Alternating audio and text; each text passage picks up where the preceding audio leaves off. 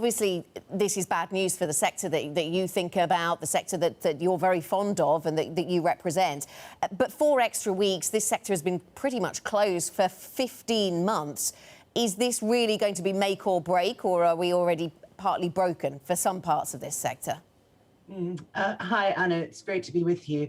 The delay to restrictions being eased is a real blow to many businesses and London's nighttime economy. So many of our hospitality, culture, and nightlife industries are struggling to survive with reduced capacities, while our world-renowned nightclubs have been completely closed for more than 15 months, as you say. And they're all desperate for restrictions to be lifted as soon as possible to help get businesses back on track. And they have been planning for months to be ready for next week. We are in danger, let me be clear, we are in danger of losing countless businesses, jobs, and livelihoods. So it's absolutely essential that the government provides urgent and comprehensive financial support to help businesses through this further period of uncertainty. And this means extending the full business rates holiday. It means extending the evictions moratorium that is meant to start at the end of this month, extending the existing furlough scheme until all restrictions are lifted, and an extension of the cultural recovery grant. So every day that social distancing rules remain in place, it pushes more businesses in sectors like culture, hospitality, and nightlife to the brink of collapse. And any reduction in financial support at the end of June will have dire consequences for jobs and for livelihoods.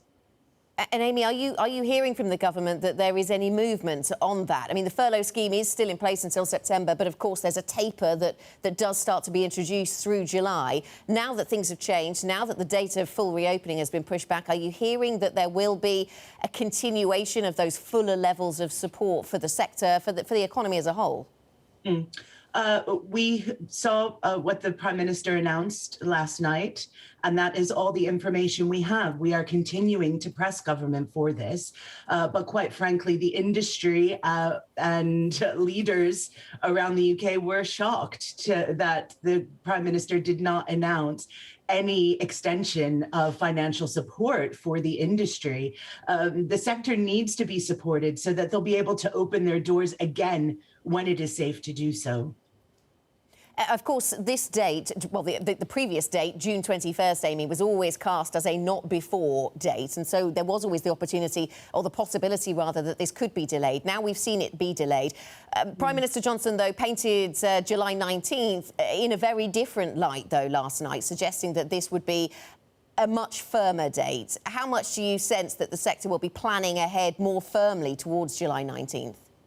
Well, you know, the good thing about the hospitality and nighttime and culture sectors is that they're very resilient and they're innovative. So they will make the adjustments necessary.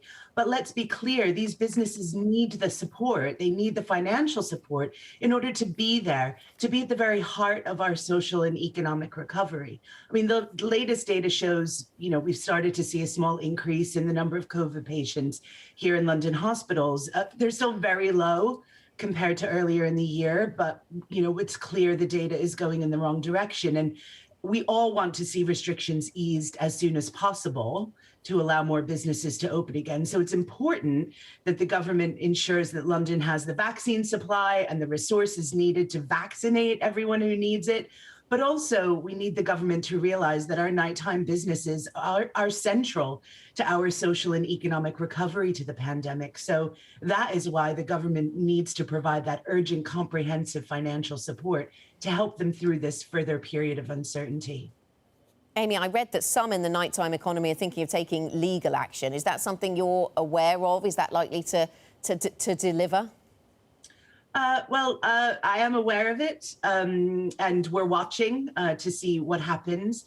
But I think regardless, you know, the nighttime businesses are really great at innovating, and they're also very good at following strict rules. I mean, they do this as par for course. Even before COVID, they were adhering to strict rules around licensing and health and safety.